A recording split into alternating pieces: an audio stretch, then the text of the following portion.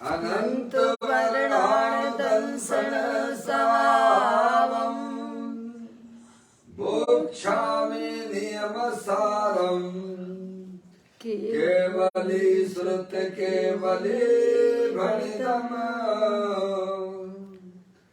नम करो अनंत उत्कृष्ट दर्शन ज्ञान में जिन वीर को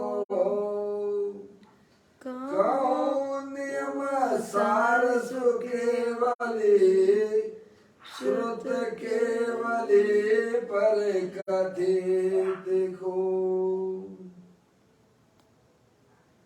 श्री नियम सार जी नामक परम अध्यात्मिक ग्रंथ स्वाध्याय हेतु में विराजमान है। आज से 2000 वर्ष पहले इस महान पवित्र ग्रंथ की रचना आचार्य श्री कुंद देव द्वारा इसी पवित्र भूमि पर की गई और इसके टीकाकार पदम प्रमंधारी देव मुनिराज हैं। ग्रंथ का नाम श्री नियम सार जी है। नियम से करने योग्य कार्य अपनी आत्मा में सम्यक दर्शन, सम्यक ज्ञान, सम्यक चरित्र वाली निर्मल पर्याय, पवित्र पर्याय, मोक्ष महारूपी पर्याय को प्रकट करना है, क्योंकि वह स्वयं सुख स्वरूप है और अनंत सुख का कारण भी है। अनादि काल से हमारे आपके आत्मा में पर को अपना जानने वाली, पर को अपना मानने वाली, पर के साथ संबंध रखने वाली ऐसी मोह राग देश रूपी मलिन पर्याय, अपवित्र रूप पर्याय प्रकट है, जो स्वयं दुख स्वरूप है और अनंत दुख का कारण भी है। ऐसी मोह राग देश रूपी मलिन पर्याय का अपनी आत्मा में से उस पर्याय का अभाव करना है और सम्यक दर्शन, सम्यक ज्ञान, सम्यक चारित्र वाली निर्मल पर्याय, पवित्र पर्याय, मोक्ष महारूपी पर्याय को प्रकट करना है। ऐसे कार्य की प्राप्ति जनवाणी माता के द्वारा अपने आत्मा के स्वरूप को पहचानना, अपनी जो आत्म वस्तु है वह परद्रव, परभाव और पर्याय से भी भिन्न एकमात्र अखंड ज्ञान ज्योति स्वरूप है। ऐसे गायक प्रभु परमात्मा का माँ जनवाणी माता के द्वारा परिचय करके तत्पश्चात शरीर रागादि ये सब कर्मकृत वस्तुएं हैं, इनका हमारे आत्मा के साथ में किसी भी प्रकार का कोई संबंध नहीं है।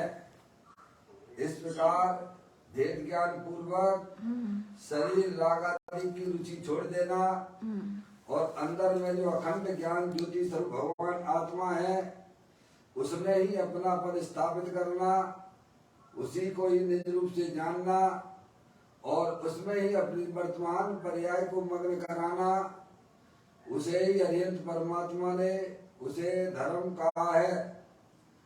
उसकी चर्चा आचार्य भगवंतों ने, मुनिराजों ने एक एक गाथा, उसकी टीका और श्लोकों के माध्यम से हमें अपने आत्मा के स्वरूप को यहाँ पर समझाया है।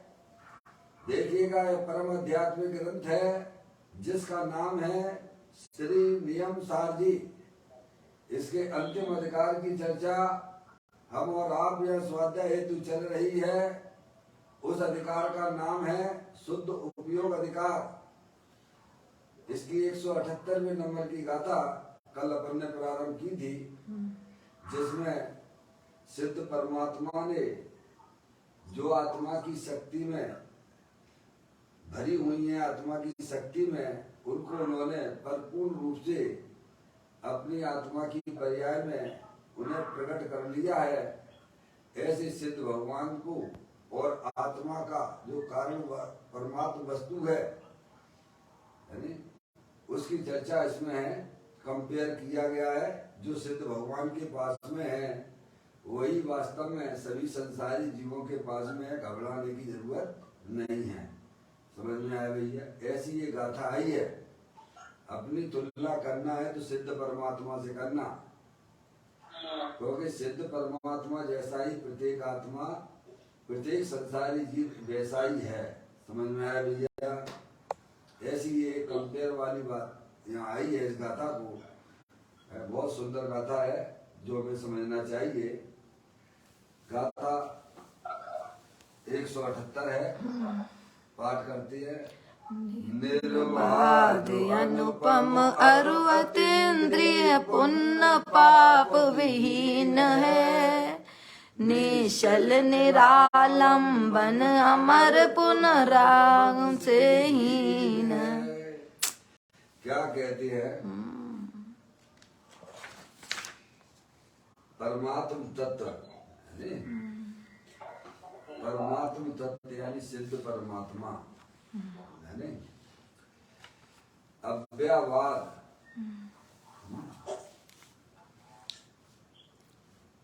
अतीन्द्रिय, अनुपम, पुण्य पाप रहित 4, पुनरागमन रहित 5, नित्य, अचल और निरालंब है।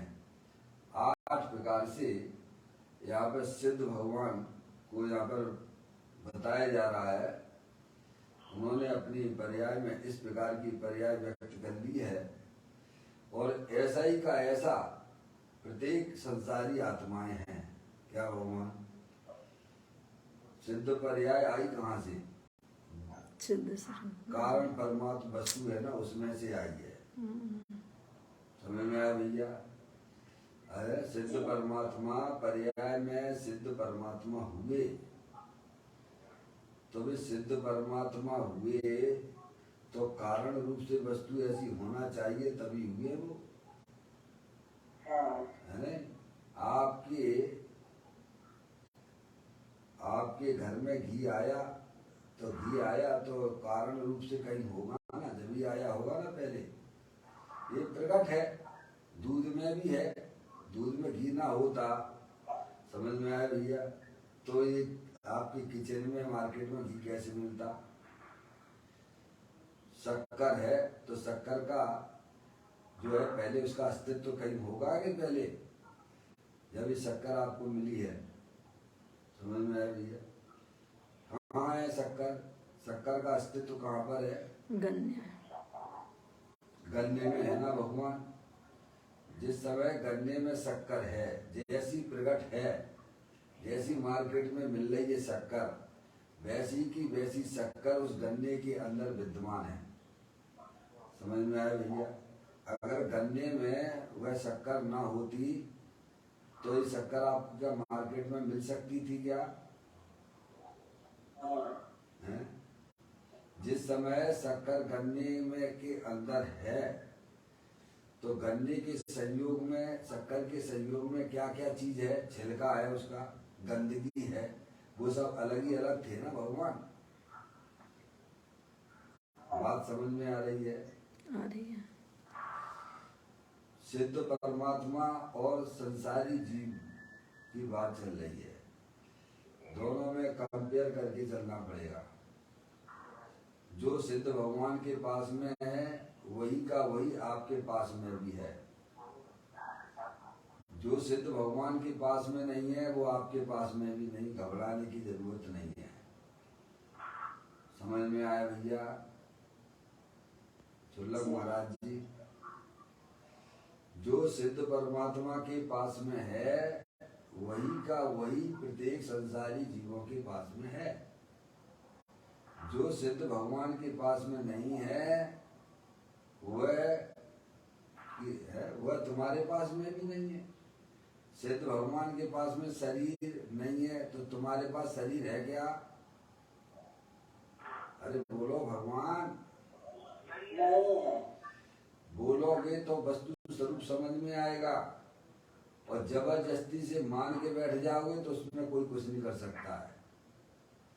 समझ में आया भैया? अपने आत्मा को समझना है तो कंपेयर करना पड़ेगा सिद्ध परमात्मा से। समझ में आया? आपको शक्कर यहाँ आपके किचन में है तो उस शक्कर का अस्तित्व कहाँ पर है? गन्ने में है, ये तो सभी दुनिया जानती है कि नहीं जानती है। और जिस समय गन्ने में वह शक्कर का अस्तित्व है, उस समय वह शक्कर उस गन्ने का जो ऊपर का छिलका है वह भिन्न है कि अभिन्न है? अगर अभिन्न होता तो शक्कर के साथ में होता, वो अलग था तो अलग पहले से ही अलग था वो तो।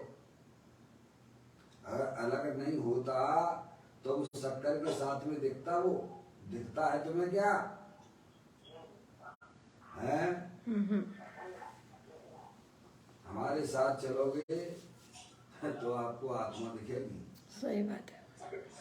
अपने विचारधाराओं से तो हम अनंत काल से चलते आ रहे हैं, उसका फल तो जन्म मरण है। यानी कह रहे जैसे हम तुम्हें आत्मा दिखा रहे हैं वैसे तुम देखोगे तो तुम्हें आत्मा दिख जाएगी, और अपने विचारधाराओं से अपनी मान्यता से देखोगे तो वो आत्मा ना मिलेगी। समझ में आया भैया?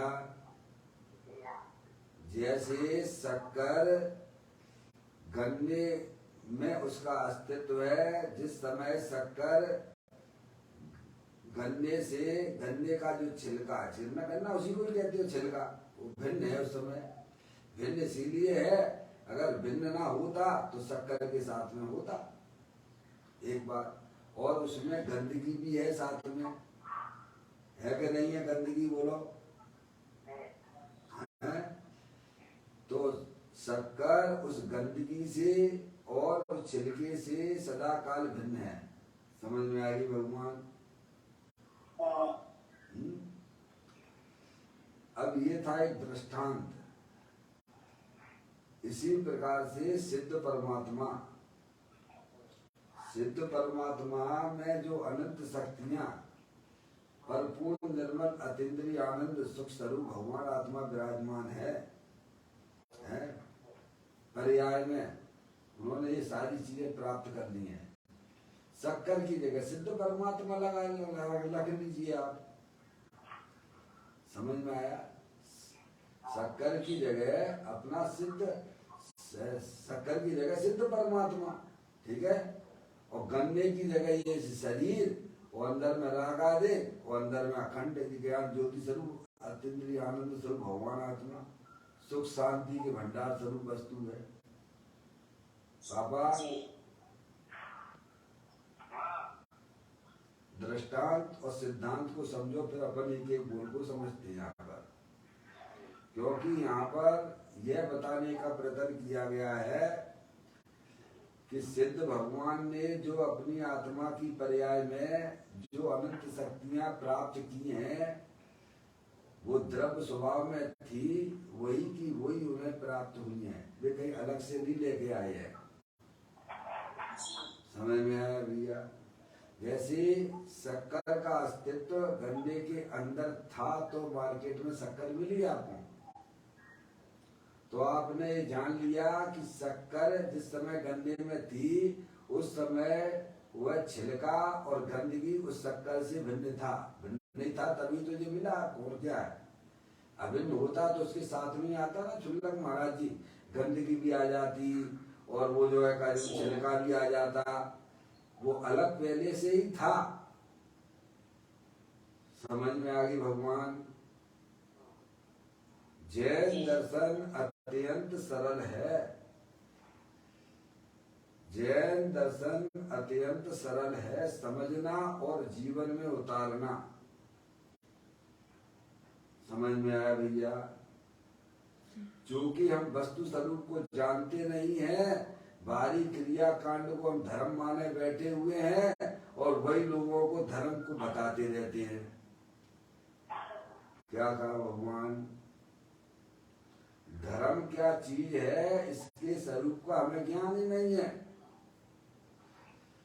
और जो मार्केट में चल रहा है धर्म के नाम पर, वो धर्म नहीं है भगवान। क्या कहा भगवान? जो मार्केट में धर्म की बातें चलती हैं कि भगवान की पूजा करो, भगवान की भक्ति करो, नमोकार मंत्र का जाप करिए, ये मत खाइए, वो मत खाइए, समझ में आए भैया? ये सब कसाई की मंदता रूप परिणाम तो हो सकते हैं, पर वह धर्म नहीं है। धर्म तो रत्नात्रय कहा है, सम्यक दर्शन, सम्यक ज्ञान, सम्यक चारित्र वाली निर्मल पर्याय, पवित्र पर्याय, वीतराग रूप पर्याय, वही वास्तविक धर्म है।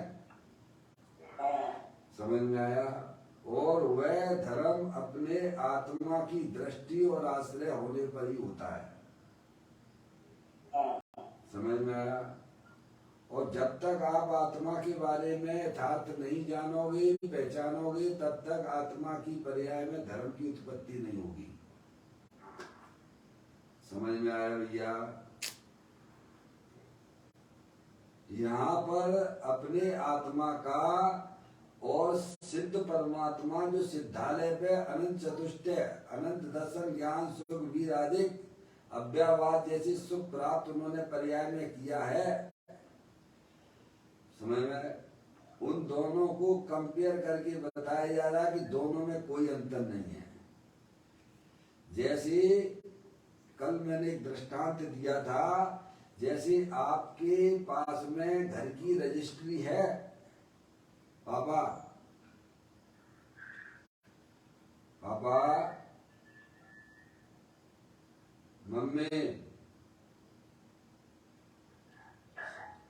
साथ दोगे तो मैं बोल पाऊँ, मुझे समझ में नहीं आता है। अब कोई सुबह सुबह 4:30 बजे, यहाँ तो लोग तो बैठेंगे नहीं, सामने आप ही लोग बैठे तो आप ही लोगों से पूछ सकता हूँ। पापा, मम्मी, आवाज आ रही है? हाँ, मैं आपसे इसीलिए पूछना चाहता हूँ कि आप जो है, आपने मकान लिया, कोई जमीन ली है, फिर जाके रजिस्ट्री कराते हो कि नहीं कराते हो?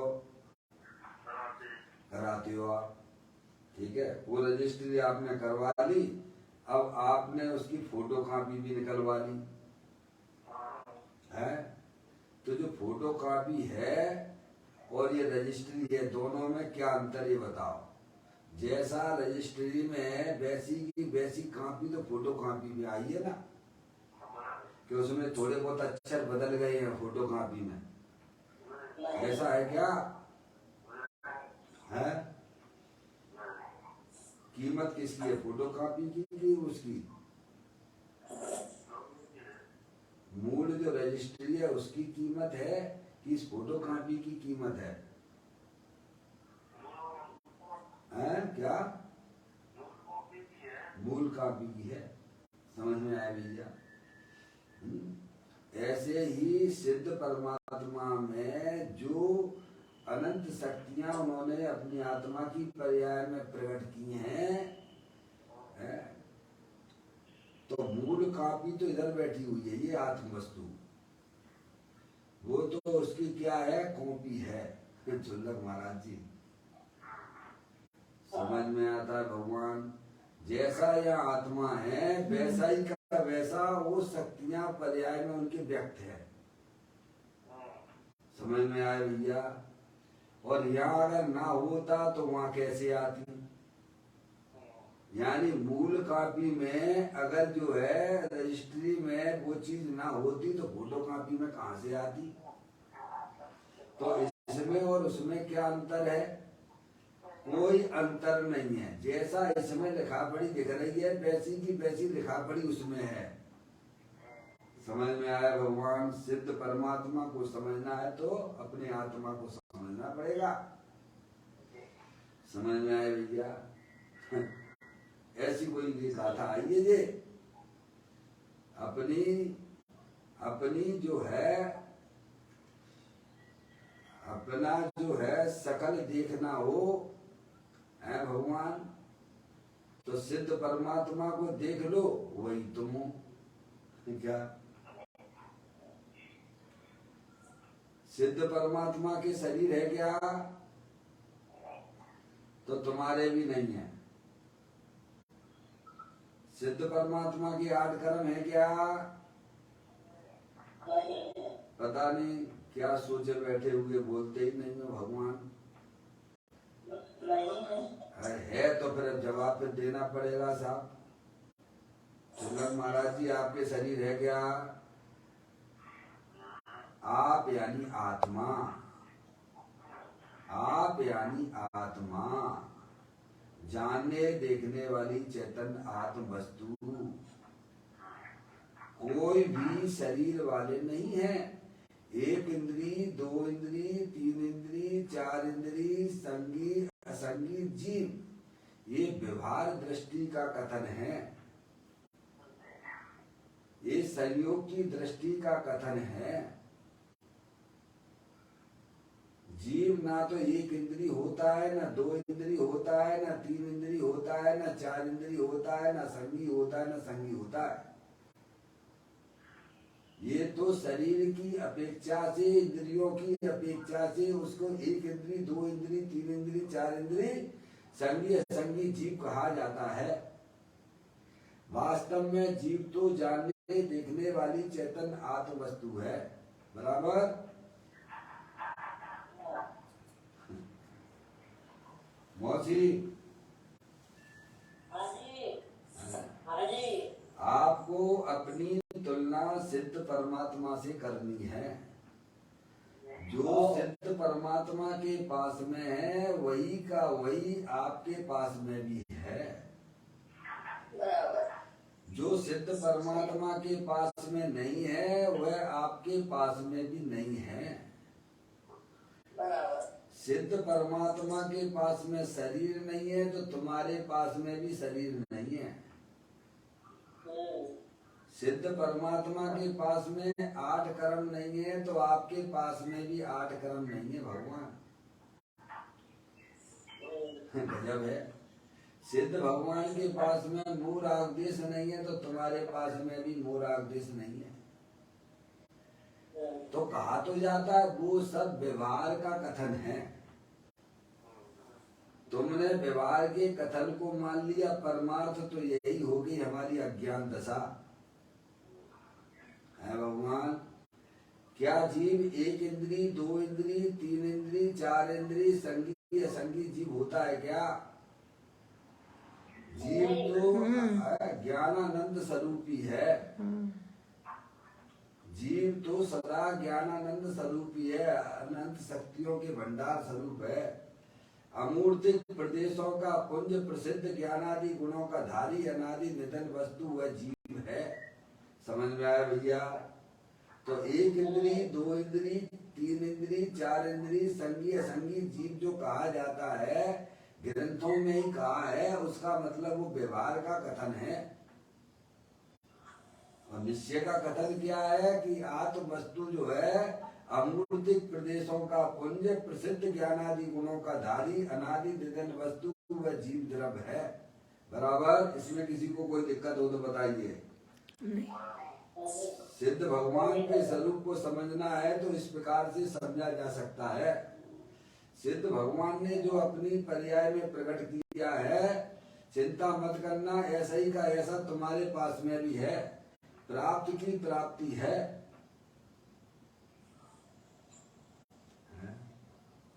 सिद्ध भगवान के पास में जो नहीं है, वो तुम्हारे पास में भी नहीं है। सिद्ध भगवान के पास में जो है, वो तुम्हारे पास में भी वही है। जो ओरिजिनल रजिस्ट्री में है, वही फोटो कॉपी में है, तभी वह फोटो कॉपी कहलाएगी। क्या भगवान? जो मूल कॉपी में है, उसी की कॉपी करके उसे फोटो कॉपी कहते हैं। समझ में आ गई भगवान? और उसमें अगर फोटो कॉपी में बदलाव है, तो वास्तव में फोटो कॉपी नहीं कहलाती वो। समझ में आया भैया? किसकी समझ में नहीं आता जैन दर्शन? समझना ही नहीं चाहता तो उसके लिए तो कोई इलाज है नहीं भगवान। अपने आत्मा को समझना अत्यंत सरल है, कठिन बिल्कुल भी नहीं है। कठिन तो हमने बना के रखा हुआ है।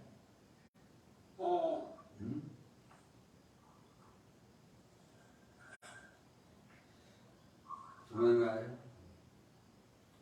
देखो अब इस गाथा को अपन एक एक करके समझेंगे। इतनी बात समझ में आ गई है कि ये गाथा क्या कहना चाहती है। ये गाथा वही कहना चाहती है कि सिद्ध परमात्मा में जो पर्याय में उन्होंने व्यक्त कर लिया है, ऐसा ही कारण परमात्मा प्रत्येक संसारी जीव है। सिद्ध परमात्मा में और कार्य परमात्मा सिद्ध परमात्मा में कोई अंतर नहीं है। सिद्ध भगवान के शरीर नहीं है तो मेरे पास में भी शरीर नहीं है। कैसे कह रही तो दिख रहा है शरीर, आप कह रहे नहीं है। आप बोल सकते हो जो है मम्मी? तुम तो जबरदस्ती माने बैठे हो तो बैठे रहो। दोनों के लक्षण पहचान लीजिए। आत्म वस्तु जानने देखने वाली है, अमूर्तिक प्रदेशों का पुंज, प्रसिद्ध ज्ञानादि गुणों का धारी, अनादि निधन वस्तु आत्मा है। बोलो है कि नहीं है? मैं एक शुद्ध सदा रूपी ज्ञान द्रव्य यथार्थ से, कुछ अन्न वो मेरा नहीं, परमाणु मात्र नहीं। अरे आत्मा को शरीर से सहित देखना ये इसकी अज्ञान दशा है। आत्मा कभी शरीर रूप नहीं होता है, न शरीर आत्मा रूप होता है, न आत्मा शरीर रूप होता है, क्योंकि दोनों की जातियां भिन्न भिन्न हैं। समझ में आ गई भैया? सिद्ध परमात्मा के पास में शरीर नहीं है तो तुम्हारे पास में भी शरीर नहीं है, ऐसा समझो बस। सिद्ध भगवान के पास में 8 कर्म नहीं है तो तुम्हारे पास में भी 8 कर्म नहीं है भगवान। ये पढ़ाई जैन दर्शन की अजब गजब की है। सही बात है। समझ में आया भैया? सिद्ध भगवान के पास में मोह राग द्वेष की नहीं है, हमारे पास में भी मोह राग द्वेष नहीं है। सिद्ध भगवान जैसे 3 कर्मों से रहित है, मैं भी इस समय वर्तमान में 3 कर्मों से रहित हूँ। समझ में आया भैया? सिद्ध भगवान में जो है अनंत शक्तियां उनकी पर्याय में व्यक्त हैं, हम व्यक्त नहीं देख रहे हैं, इसीलिए पर्याय में ये गलतियां चल रही हैं। और व्यक्तता में क्या है भैया?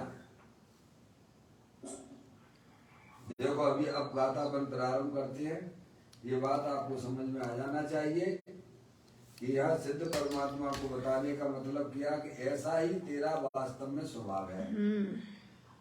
जो सिद्ध परमात्मा के पास में है वैसा ही का वैसा, वैसा ही का वैसा, जैसा वहाँ है वैसा यहाँ है। जैसा वहाँ है वहाँ यानी सिद्ध भगवान के पास सिद्धालय पे, वैसा ही का वैसा यहाँ भी है। वहाँ कहते ना, यहाँ अव्यक्त है, वहाँ व्यक्त है। समझ में आया? यहाँ भी व्यक्त है, देखता ही नहीं है। जैसे दिखा रहे वैसे नहीं देखता है। क्या कौन नहीं जानता कि मैं जानने वाला नहीं हूँ? मानता नहीं है ना, मानता ना मानता अपने आप को शरीर वाला तो मानता रहे, तो शरीर वाला तो हो जाएगा क्या? करने धरने वाला मानता है, करने धरने वाला मानता है। यहाँ भी व्यक्त ही है, जानने वाला नहीं जानता क्या? 24 घंटा कहते रहते सबने इसको जाना उसको जाना, उसने उसको देखा था, मैंने उसको देखा था। जानने देखने वाले तो आप रहते ही हो, मिलावट का धंधा करते हो, ये गलत है। ये छोड़ना पड़ेगा, सब मिलावट का धंधा ना करना। निरपेक्ष देखने की कोशिश करिए आप। पापा इसीलिए मुझे नाम लेके पुकारना पड़ता है। क्योंकि अनादिकाल से जीव जो है शरीर को अपना मानकर सो रहा है। क्या शरीर है सो मैं ही हूँ। आप चाहे कितना भी खाओ, मूर्छित हो रहा है शरीर। राग आदि को अपना मान के ऐसे सो रहा। अभी आने वाला है इसी गाथा के बाद, इसी गाथा के बाद मूर्छित हो गया है। छंद है, उसे लगता ही नहीं है। ये अभी आने वाला है। इसी गाथा के तुरंत बाद आचार्य अमृत चंदेव कहने वाले हैं, वो पदम अनादिकाल से मूर्छित हुआ पड़ा हुआ है। पदम प्रबंधारी देव। समझ में आ गए भैया? इसलिए सावधान रहना। आत्म जागृति को भगवान ने धर्म कहा है। मौसी, आत्म जागृति को धर्म कहा जाता है। समझ में आए भैया? देखिएगा अब एक एक की चर्चा 8 प्रकार से यहाँ बताई है, वो देख लेते। गाथा में जो बताया है उसको अपन अब जो है टीका और पढ़ते। पदम प्रबंधारी देव मुनिराज की टीका। गाथा तो आपने पढ़ी एक बार, गाथा के 8 विशेषण देख लीजिए। फिर अपन जो है दो आपके पास दिगंबर संत मुनिराज हैं, आचार्य कुंदकुंद देव है और पदम प्रबंधारी देव मुनिराज है। समझ में आया भैया? ये सोनगढ़ वोनगढ़ मत लगाना बीच बाच में। सोनगढ़ तो था भी नहीं जब ये आचार्य भगवान थे, तब की बात है। चंदक महाराज जी, ये सोनगढ़ तो अभी पैदा हुआ 100 साल पहले। इससे पहले सोनगढ़ का क्या नाम निशान था? ये तो हजारों वर्ष पहले ग्रंथों में लिखा है ना। आचार्य कुंदकुंद देव पदम प्रबंधारी देव मुनिराज को याद किए हैं क्या? हाँ, सोनगढ़ के संत ने ये प्रकट वस्तु स्वरूप क्लियर कर दिया, स्पष्टीकरण कर दिया है क्या? चंदक महाराज जी, है हम लोग नहीं कर पा रहे, नहीं बता पा रहे। उन्होंने किया, उन्होंने बताया, अपनी समझ में आ गया। वास्तव में सही बात तो है नहीं। ये व्यक्ति ने गजब क्लियर कर दिया चंदक महाराज जी, है। और लोग नहीं कर पाए, नहीं बता पाए ढंग से।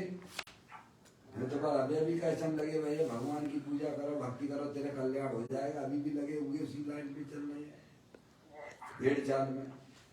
क्या भगवान, इतना खुलासा होने के बाद भी भेड़ चाल नहीं टूट रही है चंदक महाराज जी। जो ये गलती अनादिकाल की है, ध्यान रखिएगा।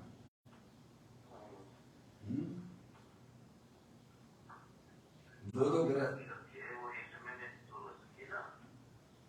करना चाहेगा तो हो जाएगी। वहां में क्या है? अंधकार भले चाहे कितने समय का भी बना हो, लाइट जलाई, अंधकार भाग गया।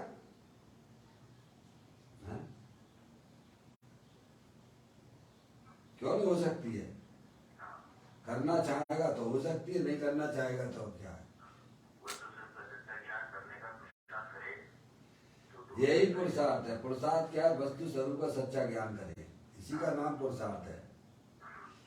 वस्तु स्वरूप का सच्चा ज्ञान करना, सच्ची समझ पैदा करना, इसी का नाम पुरुषार्थ है। पुरुषार्थ और कोई दूसरी चिड़िया का नाम नहीं है। पुरुषार्थ का मतलब ये नहीं है कि इधर की चीज उठा के उधर रखना, उसे तो आत्मा कर नहीं सकता है, उसे पुरुषार्थ भी कहते हैं। क्या भगवान? दुनिया में जिसे पुरुषार्थ कहते हैं उसे पुरुषार्थ नहीं है। इधर की वस्तु उधर करने का नाम पुरुषार्थ नहीं है भगवान। पुरुषार्थ यानी वस्तु स्वरूप का सच्ची समझ पैदा करना अपने शुद्ध ज्ञान की पर्याय में, उसी को पुरुषार्थ कहते हैं। क्या भगवान? क्या देखो यहाँ क्या कहते हैं? दिगंबर संत तो ही दो, आचार्य कुंदकुंद देव और उसके बाद पदम प्रबंधारी देव मुनिराज 1000 वर्ष बाद हुए। उन्होंने इसकी टीका लिखी। आचार्य कुंदकुंद देव ने क्या कहा इस गाथा में, और उसी की टीका पदम प्रमलधारी देव मुनिराज ने किए वो समझो आप। फिर उसके बाद पूज्य गुरुदेव श्री ने उसी गाथा और टीका को स्पष्टीकरण किया है। अब देखिए दोनों में तीनों में कहाँ अंतर है, ये तो आपको ही समझना पड़ेगा ना भगवान है। देखो आचार्य कुंद देव ने गाथा में ये लिखा कि जो सिद्ध परमात्मा है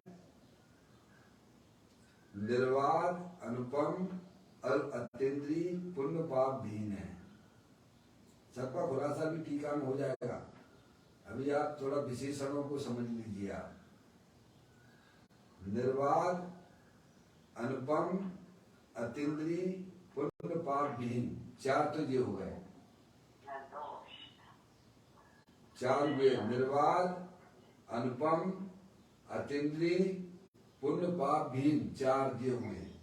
निश्चल निरालंबन अमर पुनर्गमन से हीन है, चार चार आठ ये हो गए। ठीक है, अब देखिएगा, अब टीकाकार पदम प्रमलधारी देव मुनिराज इसी बात को जो गाथा में लिखा है उसी को स्पष्ट करते हैं। ठीक है, यहाँ भी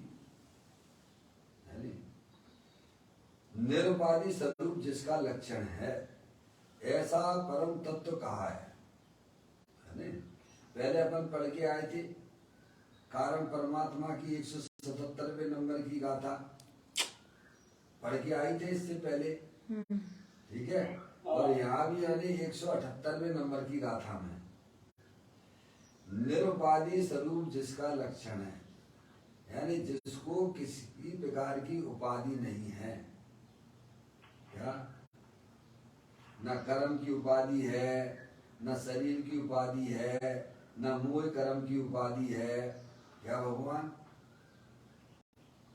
ये सब जो है द्रव्य कर्म, भाव कर्म, नौ कर्म, ये सब उपाधियां हैं और आत्म वस्तु निरुपाधि स्वरूप है। दुर्लभ महाराज जी, ये शरीर भी उपाधि है, कर्म भी उपाधि है, मोह राग द्वेष भी उपाधि है, पर तेरा भगवान आत्मा सदा काल निरुपाधि स्वरूप है, यानी इन उपाधियों से रहित है। समझ में आ रही है? वंदना, समझ में आ रही है बात? सावधान हो जाइए। ऐसा परम तत्व कहा है, देखना पदम प्रमलधारी देव मुनिराज यहाँ भी वही बात कह रहे हैं, वही बात कह रहे हैं जो 177वें नंबर की गाथा में आप पढ़ के आए थे, वही बात यहाँ पर भी की जा रही है कि आत्म वस्तु निरुपाधि स्वरूप है और सिद्ध परमात्मा भी निरुपाधि स्वरूप वाले ही हैं कि उनको ना तो द्रव्य कर्म है, ना भाव कर्म है, ना नौ कर्म है। वहाँ पढ़ के आए थे कि अपनी आत्मा को ना तो द्रव्य कर्म है, ना भाव कर्म है, ना नौ कर्म है। समझ में आ गया भगवान है? अब देखिएगा, ऐसा परमात्म तत्व कहा है, सिद्ध भगवान के स्वरूप को बताया गया है। 178वें नंबर की गाथा में सिद्ध परमात्मा के स्वरूप को बताया जा रहा है। परमात्म तत्व ऐसा है, अब देखिए कैसा है परमात्म तत्व, ऐसा है, कैसा कहा है उन्होंने? समस्त दुष्ट अधरूपी वीर शत्रु की सेना के उपद्रव को अगोचर ऐसे सहज ज्ञान रूपी गढ़ में आवास होने के कारण अव्ययवाद निर्विघ्न है। पहला विशेषण अव्ययवाद का जो आपने गाथा में पढ़ा था, अव्ययवाद है। सिद्ध भगवान अव्ययवाद है, बराबर। किसी को दिक्कत आती हो तो पूछ सकता है, ये अपनी क्लास है नहीं? यहाँ किसी को भी दिक्कत आए तुरंत पूछना, अंदर में गलती लेके ना जाना, ये बहुत बड़ा अहित हो जाएगा अपना। कोई प्रकार की शंका ना लेके जाना। समझ में आया भैया? सिद्ध परमात्मा की बात करते हैं, देखना आप। समस्त दुष्ट टीकाकार पदम प्रमदाई दे बोला, समस्त दुष्ट अधरूपी वीर शत्रुओं की सेना के उपद्रव के को अगोचर ऐसे सहज ज्ञान रूपी गढ़ में आवास होने के कारण अव्ययवाद है। क्या?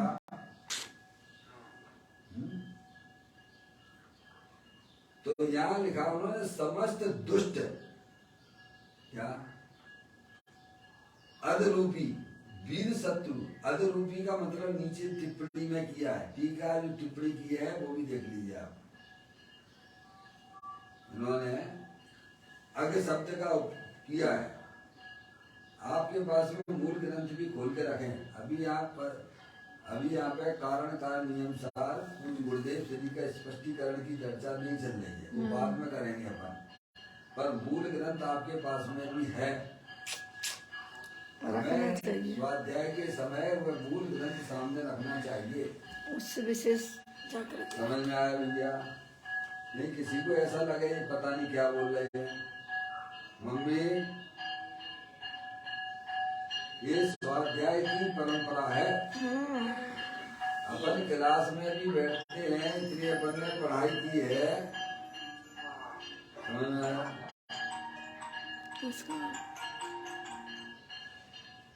अपन ने इतनी पढ़ाई की है, कॉलेज में स्कूल में जो भी पढ़ के आए हैं, कोई टीचर पढ़ाता है तो सामने वो पुस्तक रख के बैठते हो कि नहीं बैठते हो? तब विशेष समझ में आता है। डॉक्टर साहब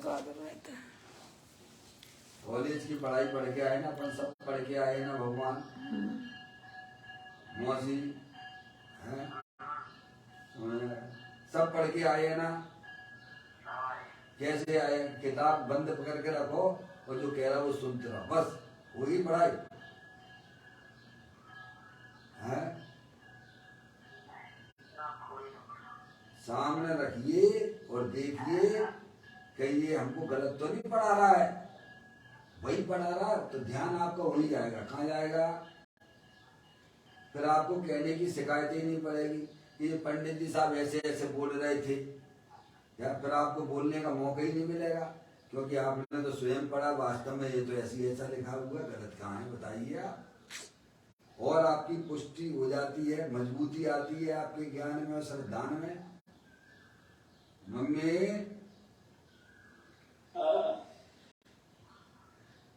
चलो आज नहीं तो कल का समय इस बात को आप अपने में लागू करिए। आप समझ में आया भैया? विद्यार्थी बन के अगर अपन पढ़ेंगे जैन दर्शन को तो सब समझ में आएगा। समझ में आया भैया? यहाँ ये कहते हैं अग शब्द का उपयोग किया गया है, इसी में किया है। वहां किया उन्होंने ये बताया ना, निर्बाध है। समस्त दुष्ट अग रूपी वीर शत्रु की सेना के उपद्रव को अगोचर ऐसे सहज ज्ञान रूपी गढ़ में आवास होने के कारण अव्ययवाद है। अव्ययवाद यानी निर्विघ्न है सिद्ध परमात्मा। समझ में आया भैया? कि उन्होंने जो है दुष्ट अग रूपी वीर शत्रु की सेना के उपद्रव का अगोचर है।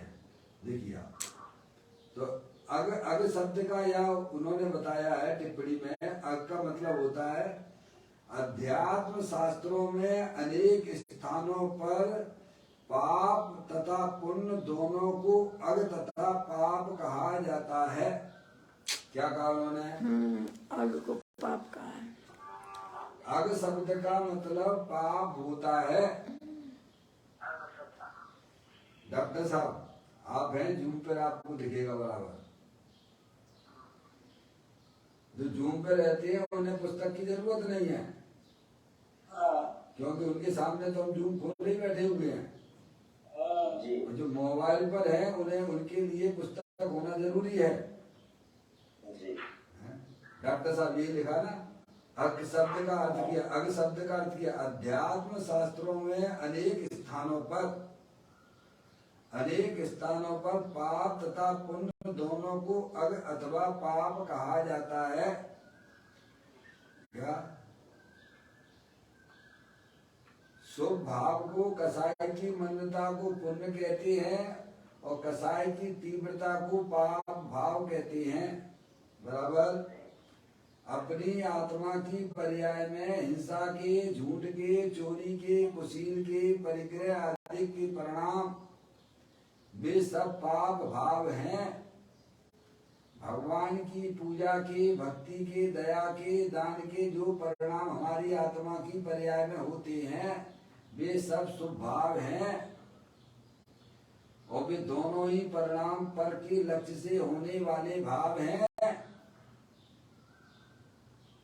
इसीलिए वे अध्यात्म में उन्हें पाप कहा जाता है, आत्मघाती परिणाम है वे। पाप क्यों कहा? जैसे अशुभ भाव को पाप कहते हैं, हिंसा के, झूठ के, चोरी के, कुशील के, परिग्रह के परिणाम अशुभ भाव तीव्रता वाले उन्हें पाप कहते हो, ऐसे ही शुभ भाव भी पाप ही है। क्या? क्योंकि वह भी राग है। दोनों ही भाव पर के लक्ष्य से होने वाले भाव हैं। समझ में आया भैया? आत्मा का जो बीतरागी भाव, पवित्र भाव, वह वास्तव में आत्मा का भाव है। स्व आश्रित, वह स्व के आश्रय से उत्पन्न होने वाला भाव है। आप चाहे जितने भजन सुनते हो, सब में सारी बातें पढ़ते हो, सब यही आया है। परिणति सब जीव की तीन भांत वर्णी, एक पुण्य एक पाप एक राग हरणी। क्या भगवान?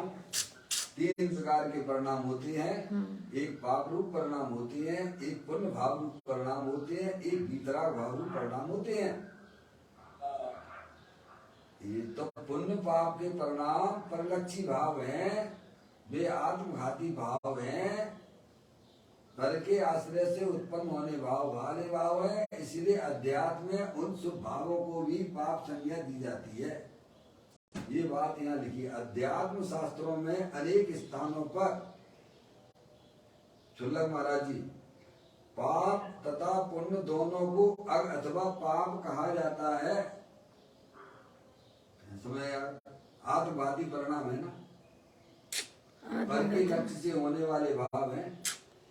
एक भाव संसारी जीवों का लक्ष्य करके उत्पन्न होता है, वो पाप भाव है, और एक भाव देव शास्त्र गुरु का लक्ष्य करके जो पैदा होता है वो शुभ भाव है, वह भी परलक्षी भाव है।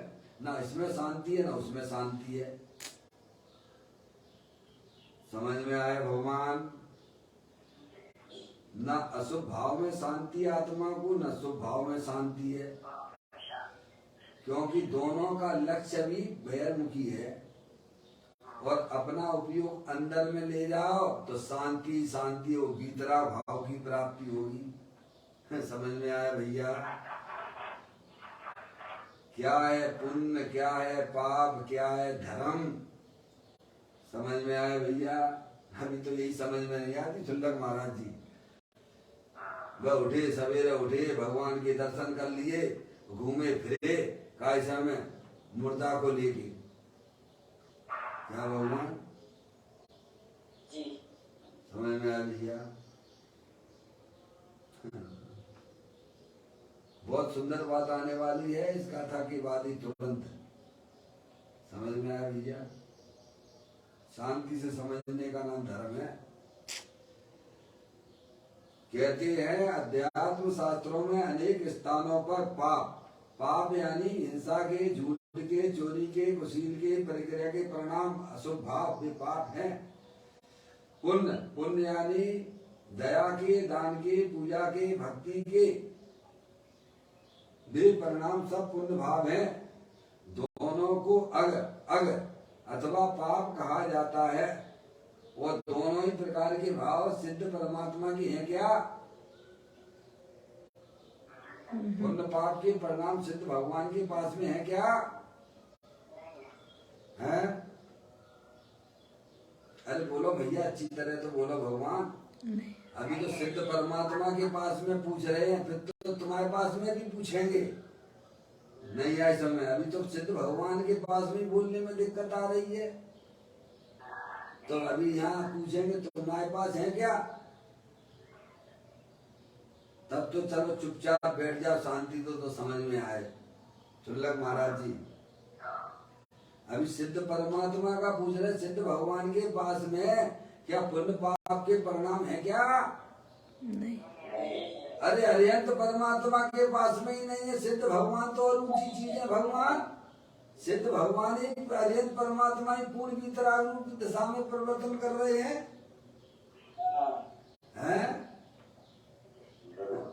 डॉक्टर साहब अभी ये बात बोलने में समझने में तकलीफ हो रही है, गजब हो रही है। अभी ये कौन से कह रहे कि तुम्हारे नहीं है? अब तुम्हारे क्या बोले तो चुपचाप रहना भैया, शांति। अरे जी कैसे क्या बात कर रही है? यहाँ तो ये कह रहे कि जैसे सिद्ध परमात्मा के नहीं है पुण्य पाप के परिणाम, वैसे तेरे पास में भी नहीं, तो घबराना ना। वे सब ऊपर ही ऊपर हैं, वे तेरे अंदर आत्मा के अंदर प्रवेश नहीं, तुम आत्मा हो। यहाँ आत्मा दिखाने का प्रयत्न किया गया। जैसे सिद्ध परमात्मा के नहीं है वैसे तुम्हारे भी नहीं है। क्या ये गाथा गजब की गाथा है। देखो अक शब्द का उपयोग, अक शब्द का अर्थ भी अपन ने समझा यहाँ से। कहते समस्त दुष्ट, ये पुण्य पाप के परिणाम सब दुष्ट हैं। दुष्ट नहीं है ये संसार में जिनसे तुम प्रेम करें बैठे हो अपनी इच्छाओं से, और वे तुम्हें कहाँ ले जाएंगी? दुर्गति में। अरे बोलो भगवान, शुभ अशुभ भावों से जो ये आत्माएं प्रेम करके बैठी हैं, जिन्हें अपना माने बैठी हुई हैं, वे तुम्हें कहाँ ले जाएंगे मालूम है? 4 गति 84 लाख योनियों में परिभ्रमण कराएंगे। वे दुष्ट नहीं कहलाएंगी तो क्या कहलाएंगी? और आत्मा के साथ दोस्ती करो तो तुम्हें जो है कहाँ ले जाए? सिद्ध भगवान बना देगा। इसीलिए ये विभाव रूप वर्णतियां सब दुष्ट हैं। चुल्लक महाराज जी इन्हें अपना ना जानना, वे हैं संयोग में हैं, चिंता मत करना, लेकिन ऐसा ज्ञान करना कि ये जो है इनसे प्रेम करोगे, दुष्ट हैं ये, इनसे दोस्ती ना करना, इन्हें अपना ना जानना। क्यों? इसीलिए दुष्ट शब्द का भी उपयोग किया गया है। समस्त दुष्ट, चुल्लक महाराज जी हैं? और हम तो क्या इस समय दोस्ती करें बैठे हुए हैं अपनी इच्छाओं के साथ में। मेरी कोई नहीं सुनता है। चुपचाप रहो भगवान, शांति से बैठो। हैं? शांति तुम्हें अच्छी नहीं लगती क्या?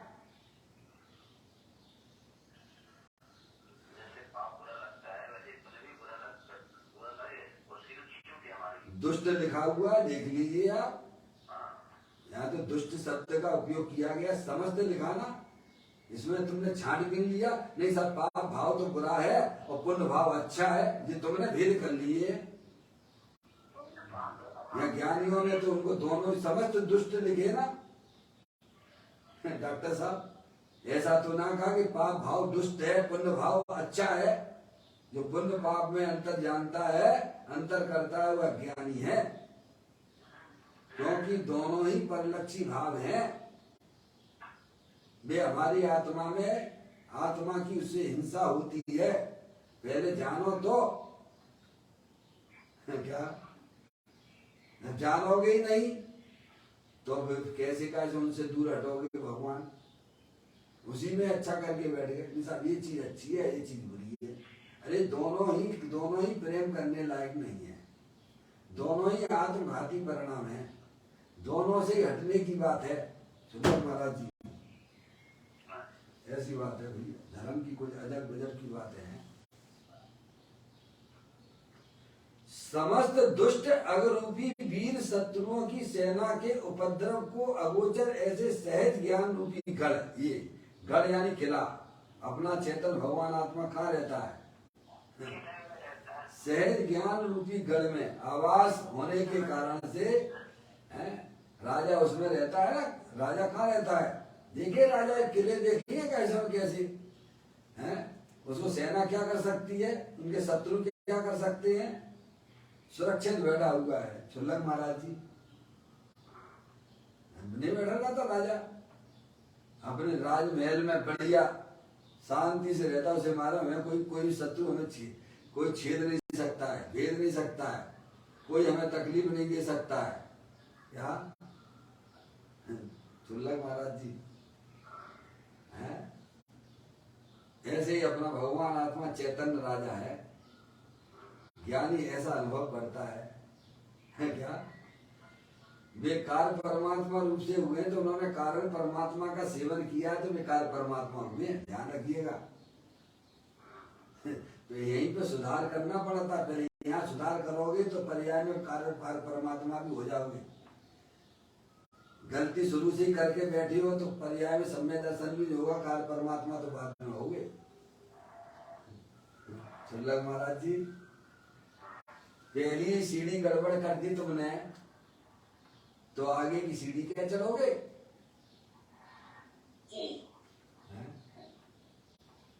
गलत कह रहा हूं बताओ आप। मोक्ष महल की प्रथम सीढ़ी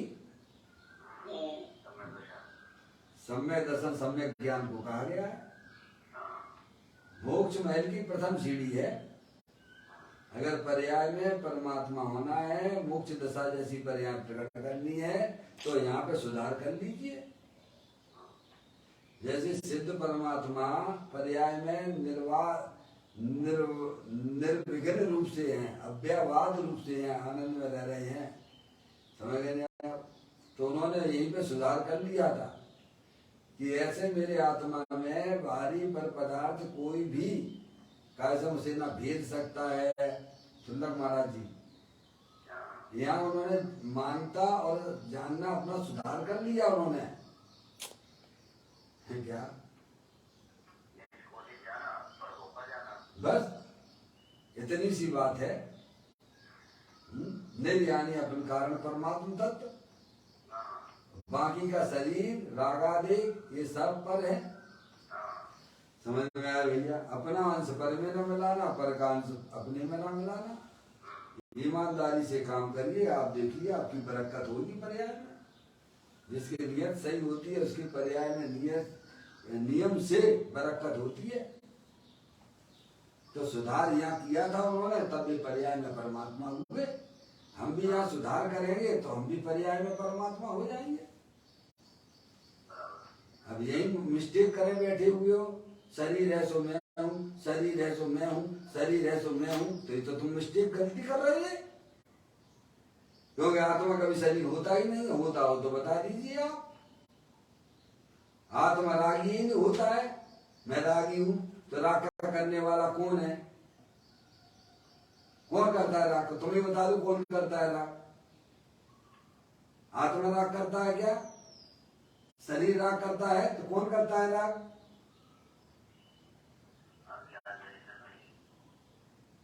अगर आप करता हो राग के तो जितने पुराने राग आपकी पर्याय में हुए उन सबको करके बताओ।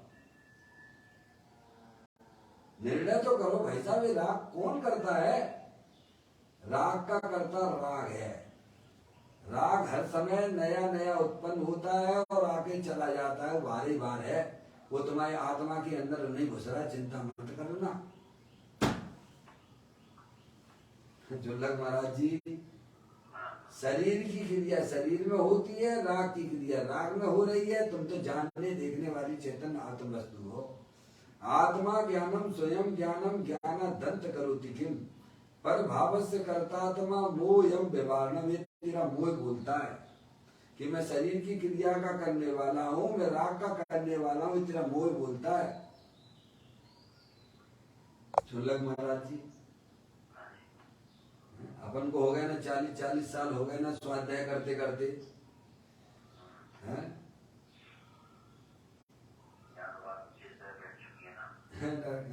क्या बिल्कुल क्यों नहीं आएगी? अगर हम अपना उपयोग वस्तु स्वरूप को समझने में लगाएंगे तो क्यों नहीं आएगी भगवान? ऐसा कोई हो सकता है? पुरुषार्थ जीव करे, जिधर ज्ञान लगाता है उधर ज्ञान उधर उसकी रंगत होती है कि नहीं होती है? बताओ। होती है। डॉक्टर साहब आप किसी कार में MBBS है अथवा जो भी आपने पढ़ा है तो आपको फटाफट आप लिख देते हो दवाई, क्योंकि आप उसके स्पेशलिस्ट हो। मैं नहीं कर पाऊंगा वो काम, मैं नहीं लिख पाऊंगा, क्योंकि मेरा ज्ञान उधर का काम ही नहीं किया हमने। जिधर जिसने ज्ञान लगाया उसका ज्ञान उसी प्रकार का काम करता है, उसमें कहाँ दिक्कत वाली बात है। चुल्लक महाराज जी कह रहे हैं हमें तो विभाजित होता है, क्योंकि हमने ज्ञान को इधर लगाया, 40 साल से लगाए बैठे हुए, सुनते समझते हैं विचार करते हैं, तो उनको ऐसा प्रतिभाषित होता है। बात सही है।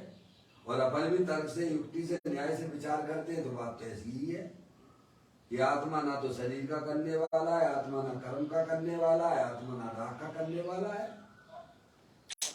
ज्ञान को तो जिधर आप लगाओगे उधर काम करने लगता है। आपने इधर लगा दिया, अध्यात्म समझने में लगा दिया, तो वो आपके लिए कल्याणकारी हो जाएगा। और वही ज्ञान को उठा के पंचेंद्रिय के विषयों में लगा दो तो क्या बर्बाद हो जाएगा। सही बात है। बिजनेस वाले बिजनेस में लगा देते हैं, सब बर्बादी के धंधे हैं। चुल्लक महाराज जी ऐसी बात है भाई, धर्म बहुत सरल है। ये धर्म नहीं है कि हाँ भैया भगवान की पूजा कर ली, भगवान की भक्ति कर ली, दान दे दिया और हमारा कल्याण हो जाएगा, 3 काल में ना होगा। वस्तु स्वरूप को समझे बिना,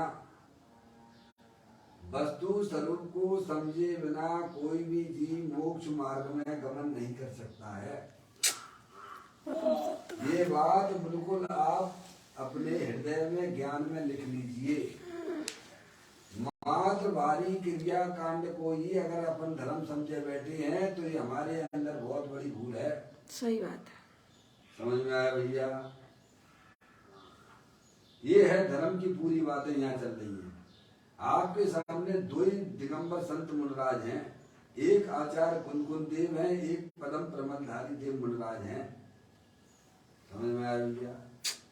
कहते हैं समस्त दुष्ट अग्रूपी वीर शत्रु की सेना के उपद्रव को अगोचर ऐसे सहज ज्ञान रूपी गण में आवास होने के कारण अव्ययवान निर्विघ्न है। एक अर्थ हुआ, जैसे राजा अपने किले के अंदर रहता है, बाहर की कोई भी सेना उसके ऊपर उपद्रव करे तो उसको कोई फर्क पड़ता नहीं है। चुल्लक महाराज जी ऐसे ही अपना चैतन्य राजा भगवान आत्मा असंख्यात प्रदेशी अनंत शक्तियों के भंडार स्वरूप वस्तु है। ये मोह राग देश रूपी सेना उनका कुछ बिगाड़ नहीं कर सकती है। क्या ऐसी बात है भगवान।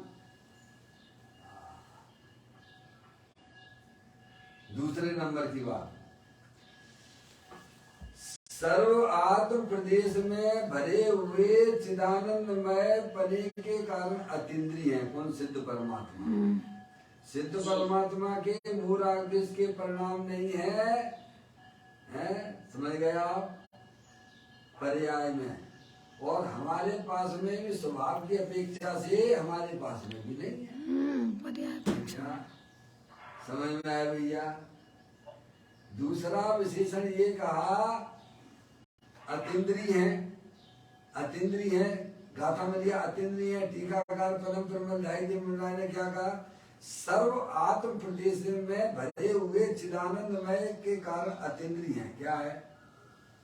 चुल्लक महाराज जी सर्व आत्म प्रदेश में भरे हुए, अपना जो अपना आत्म वस्तु है ना डॉक्टर, अभी तो अपन पढ़ के आ रहे असंख्यात प्रदेशी है ना, आत्म वस्तु शरीर के अंदर बताया ना, 24वें नंबर की गाथा में बताया ना योगेंद्र महाराज ने कि आत्म वस्तु जो है असंख्यात प्रदेशी है और ये शरीर के अंदर ही व्याप्त है। चुल्लक महाराज जी 24वें नंबर की गाथा योग सार की है।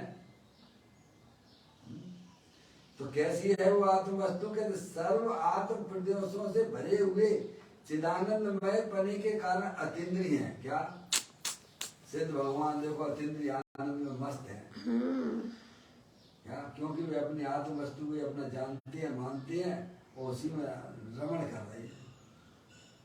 ऐसा ही का ऐसा आत्मा हमारे पास में भी है। सर्व आत्म प्रदेशों में, सर्व असंख्यात प्रदेशी है ना, सब आत्मा के प्रदेशों में ज्ञान आनंद अनंत, ज्ञान अनंत, सुख अनंत, वीर भरा हुआ, लबालब भरा हुआ है चुल्लक महाराज जी। असंख्यात प्रदेशी आत्मा है और उसके एक एक प्रदेश पर अनंत अनंत आनंद भरा पड़ा हुआ है, अनंत अनंत ज्ञान भरा पड़ा हुआ है, अनंत अनंत वीर भरा पड़ा हुआ है, अनंत अनंत अनंत अनंत उसमें जो है प्रभुता भरी पड़ी हुई है चुल्लक महाराज जी। एक प्रदेश पर अनंत गुण विराजमान है क्या, और आत्मा तो असंख्यात प्रदेशी है, उसके सब प्रदेशों पर अनंत अनंत शक्तियां विराजमान है। इसका उसका मालिक कौन है? भगवान। और हम किसके मालिक माने बैठे हैं अपने आप? बोलो, पर के मैं मालिक शरीर का मालिक हूँ, मैं दुकान मकान इसका मालिक हूँ, कीड़े बनाओ इसमें जाके। समझ में आया भैया? है महान भूल चल रही है, महान भूल चल रही है। भगवान मालिक तो तुम अनंत शक्तियों के भंडार स्वरूप भगवान आत्मा के हो, जो हमेशा तुम्हारे साथ में रहती, तुम्हें पता ही नहीं है भगवान है। हमारे एक एक प्रदेश पर अनंत अनंत आनंद भरा पड़ा हुआ है, अनंत अनंत प्रभुता भरी पड़ी हुई है जो टपकती रहती है हमेशा। आत्मा को प्रभु ही नहीं कहते, महाप्रभु कहते हैं क्या भगवान? हाँ। ये माँ जनवाणी माता हमारे परिचय हमको कराती है। समझ में आया भैया? हैं? क्यों नहीं होती है देर, क्यों नहीं होती है? समझ में आया भैया?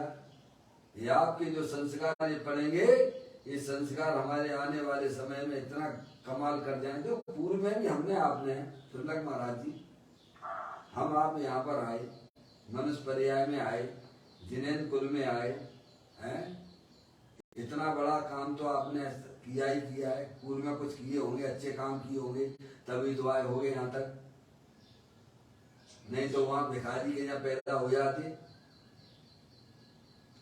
चुल्लक महाराज जी हैं, बोलिए आप जिस जगह आ गए हो, मनुष्य तो सभी है ना भगवान।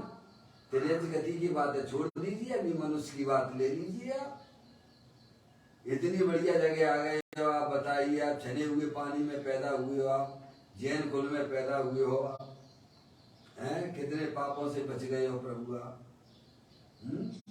ये आपने पूर्व में ऐसे कोई संस्कार किए होंगे तो आज काम में आ रहे हैं। आज ऐसे आत्मा के संस्कार आप डाल के जाओगे तो अगला भव भी आपका इतना सुंदर होने वाला है भगवान। अरे भव ही नहीं मिलेगा भगवान, पर्याय में आत्मा परमात्मा हो जाएगा।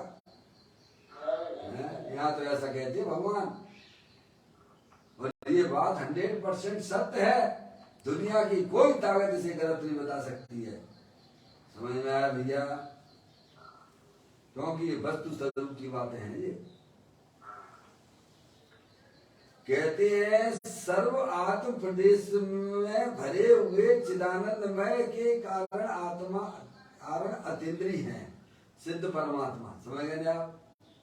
निरंतर वहां जो सिद्ध भगवान के पास शरीर नहीं है, कर्म नहीं है, नो कर्म नहीं है। समझ में आया भैया? भाव कर्म नहीं है, तुम्हारे पास में भी नहीं, घबराना मत। क्या भगवान अपना मिलान करो तो सिद्ध परमात्मा से करना है, इस संसारी जीवों से मिलान ना करना।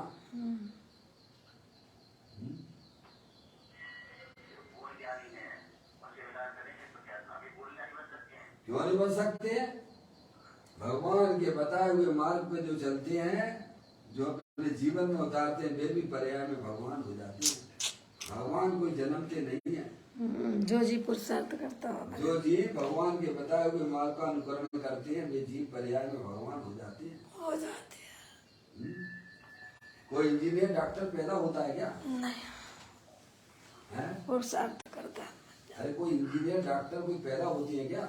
जन्म से नहीं बनते हैं। सब बच्चे ही पैदा होते हैं, बड़े बड़े जो अपने अपने दिशा में काम करते हैं, वे भी उस प्रकार के हो जाते हैं। और हम तो भगवान की तरह ही देव के यहाँ पैदा हुए हैं। समझ में आया भैया? तो उसका लाभ तो हमें मिलेगा ना मिलेगा। चुल्लक महाराज जी, इंजीनियर का लड़का इंजीनियर बनता है, डॉक्टर का लड़का डॉक्टर बनता है अधिकांश। चुल्लक महाराज जी, हम बीतरागी संत बीतरागी गुरुओं के यहाँ पैदा हुए हैं, बीतरागी देव के यहाँ पैदा हुए, तो हम क्या भगवान नहीं बनेंगे पर्याय में? बनेंगे। उनके अनुभव का लाभ हमको मिल रहा है, वे हमें बता रहे हैं। चुल्लक महाराज जी हैं? अरे हम नहीं बनेंगे तो कौन बनेगा? भगवान। समझ में आया भैया? सर्व आत्म प्रदेशों में भरे हुए चिदानंदमय बने के कारण अतीन्द्रिय हैं। समझे ना? अतीन्द्रिय दूसरा विशेषण आ गया। पूरे सब प्रदेश आत्मा के प्रदेश अनंत अनंत आनंद भरा हुआ है। एक बार अंतर्मुख होकर अपने उपयोग को समझ परद्रव प्रभाव और पर्याय से विमुख करते हुए अंदर में देखो, चेतन भगवान आत्मा अनंत आनंद स्वरूप वस्तु है। भगवान चुल्लक महाराज जी, ऐसा है। नहीं देखोगे तो भी है, चिंता मत करना, देखोगे तो उसका लाभ मिलेगा। नहीं आई समझ में? सही बात। आत्मा तो सदा का सर्व अतीन्द्रिय आनंद स्वरूप की वस्तु है। तुम देखोगे तो तुम्हें उसका लाभ मिल जाएगा, और नहीं देखोगे तो लाभ नहीं मिलेगा। बस पर वस्तु तो जैसी है वैसी ही रहेगी भगवान। चुल्लक महाराज जी, अब देख लीजिए आपके पास किसमें रहना पसंद है आपको? देखने वाले में रहना कि नहीं देखने वाले में रहना? नहीं देखने वाले में तो अनादिकाल से रह रहे, तो दुख ही दुख उठा रहे हो। देखने लगोगे तो फिर आनंद में रहने लग जाओगे। चुल्लक महाराज जी, वस्तु तो ऐसी ही है, मानोगे तो ठीक, नहीं मानोगे तो ठीक। मानोगे तो आप अपना कल्याण करोगे, नहीं मानोगे तो आप अपना कल्याण करोगे। जिनवाणी माता तो संकेत मात्र है। सही बात है। समझ में आ गया? दिशा बोध करा रही है। सर्व आत्म प्रदेश में भरे हुए चिदानंदमय पने के कारण अतीन्द्रिय है। दूसरा विशेषण हो गया। तीसरा, तीन तत्वों में विशिष्ट होने के कारण वैरात्म तत्व, अंतरात्म तत्व, परमात्म तत्व, इन तीनों में विशिष्ट मुख्य प्रकार का उत्तम होने के कारण अनुपम है। सिद्ध परमात्मा। समझ में आया भगवान? देखिएगा, एक अभी अपन टीका पढ़ रहे पदम प्रबंधधारी देव मुंडा की। समझ में आया भैया?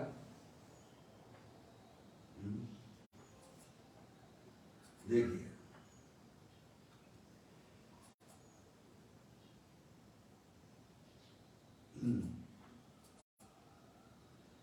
चलिए क्या कहते हैं, देखिए तीसरा विशेषण कहते हैं तीन तत्वों में कौन से? वैरात्म तत्व, अंतरात्म तत्व और परमात्म तत्व। चुल्लक महाराज जी, ये तीन तत्व लिए। तीन तत्वों में विशिष्ट होने के कारण, तीन तत्वों में विशिष्ट कौन सा है? तीन तत्व कौन से? पहले वैरात्म तत्व, अंतरात्म तत्व और परमात्म तत्व। इन तीनों में विशिष्ट मुख्य प्रकार का उत्तम होने के कारण अनुपम है। इन तीनों में से सिद्ध परमात्मा किसमें आते हैं? उत्तम कौन से हैं? वैरात्म, अंतरात्म और परमात्मा है। परमात्म तत्व में आते हैं। समझ में आया भैया? और तुम भी ऐसे ही हो। क्या मिलान करना है भैया? तो हम तो सब बहरात्मा हैं। अरे कैसे तुमने कह दी बहरात्मा हो तुम? चुल्लक महाराज जी, तुम अपने आप को बहरात्मा माने बैठे हुए हो, उसी मान्यता का नाम बहरात्मापना है। तुम अपने आप को आत्मा नहीं मानते हो, शरीर रूप मानते हो, यही बहरात्मापना है। देह जीव को एक गिने बहरात्म तत्व मुदाय। बहरात्मा किसे कहते हैं? देह और जीव को एक गिनता। तुम अपने आप को शरीर रूप मान रहे हो, उसी का नाम वैरात्मा है। तुम अपने आप को जो है आत्मा रूप से मानो, मैं तो परमात्मा स्वरूप वस्तु हूँ, तो तुम भी पर्याय में परमात्मा हो जाओगे। चुल्लक महाराज जी, ऐसी बात है। वस्तु तो परमात्मा स्वरूप ही है, वस्तु तो तीनों काल परमात्मा स्वरूप ही है। भैया चलिए, ये बात आ गई। 14 विशेषण। संसारी रूपी स्त्री के संभोग से उत्पन्न होने वाले सुख दुख का अभाव होने के कारण पुण्य पाप रहते हैं। कौन? सिद्ध परमात्मा। सिद्ध परमात्मा के संसारी संबंधी जो सुख दुख स्त्री भोग आदि के हैं, इनके होती है क्या? नहीं होते हैं। नहीं होती है, तुम्हारे भी नहीं होती है। क्या चल रहा महाराज जी, ऐसी बात है। कंपेयर करिए आप। संसारी रूपी स्त्री के संभोग से उत्पन्न होने वाले सुख दुख का अभाव होने के कारण पुण्य पाप रहते हैं। ऐसा ही हमारा भी स्वभाव है। क्या भगवान? ऐसा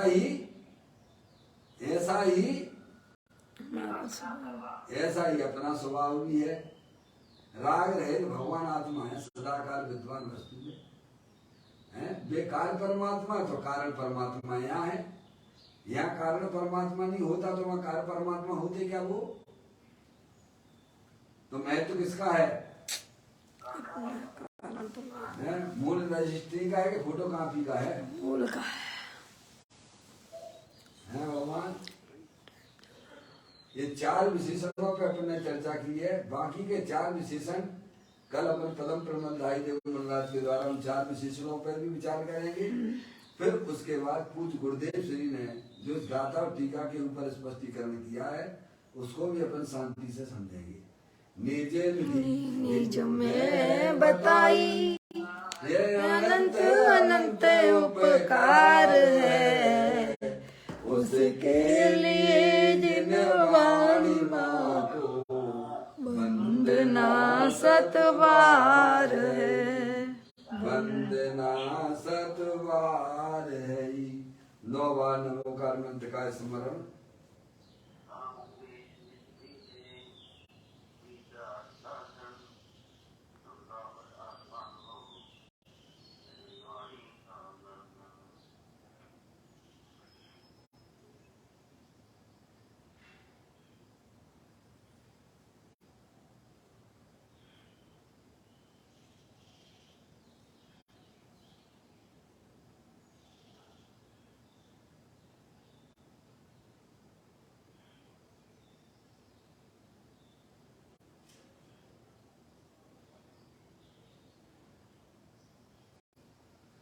बोलो द्वादशांजन वाले माता की जय।